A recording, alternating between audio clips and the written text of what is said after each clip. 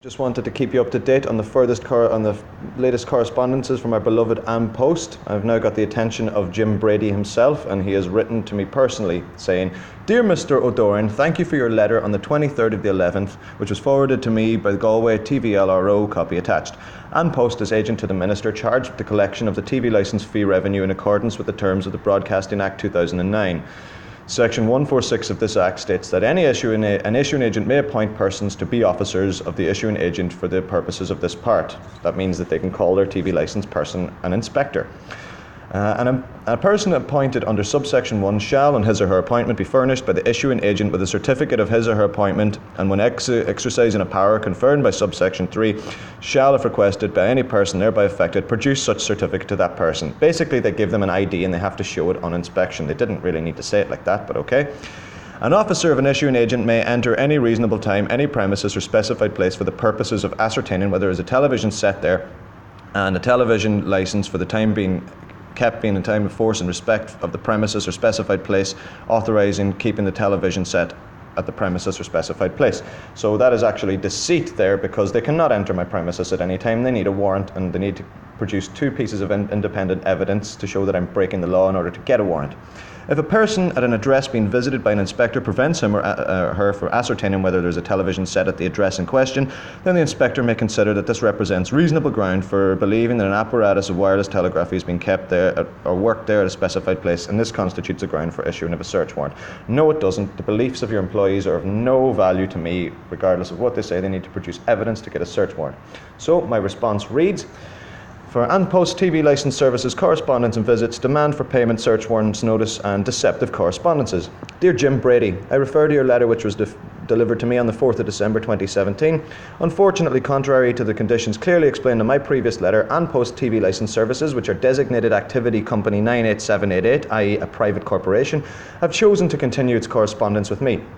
All correspondences and unsolicited visits will continue to be recorded and documented as evidence of harassment. Your letter gave me 3 pieces of information. The designated activity company 98788 may bestow a title of inspector on a TV licence salesperson, yet that does not grant him or her any authority over me, and it will not be used to gain access to my premises.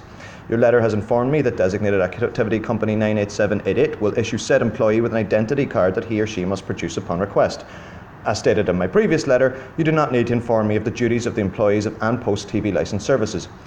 That your employee may enter my premises at any reasonable time for the purposes of ascertaining whether there is a television set there, yada yada yada." So this is deceptive. The beliefs that AN POST have, that an AN POST TV licence salesperson Mr. Derwin Costello have about my premises during his brief visit are not evidence and will be treated as such. You are reminded that the non-cooperation with a TV licence salesperson employed by designated activity company 98788 does not constitute grounds for issuing of a search warrant to my premises. As I have no legal business with said company, I am under no obligation to cooperate with the employees of DAC 98788. Employees, agents and principals of DAC 98788 have officially been served with the removal of implied right of access notice. There's a copy attached for your convenience, and any further attempt to gain access to my premises will be treated as trespass. AN POST is designated activity company 98788, and as stated in my previous letter, I do not have any legal business with this company.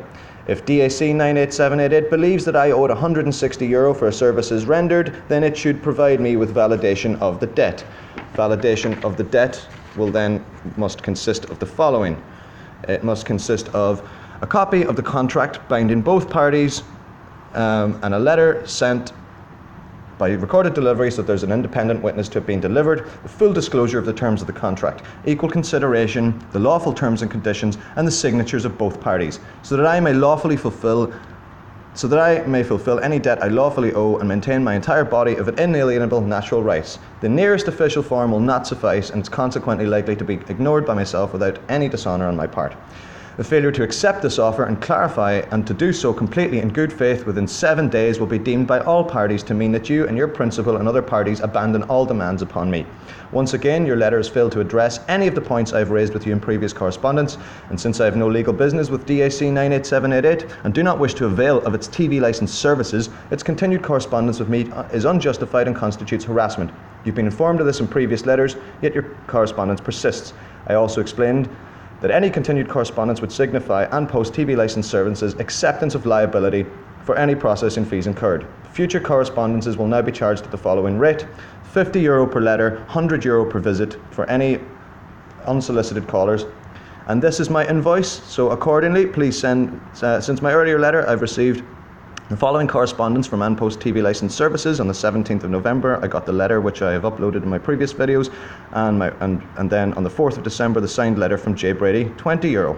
So accordingly, please send me payment of €40 by cheque payable to me, which is my personal details at the end. As you can see from these letters, they have not got a leg to stand on. They are clutching at straws and they are desperate. They're so desperate that they're willing to lie to me in order to try and get my money. To say that they can come into my house at any time without a warrant is deceitful and is absolutely ridiculous that a company that believes that they are the government would try to lie to the citizens in order to extort them for money. Do not be afraid of these people. Do not give them your money. They are, you know what they are. Anyway, peace and love, people. More to come on this, I guarantee you. I'll keep you all updated. All the best, guys.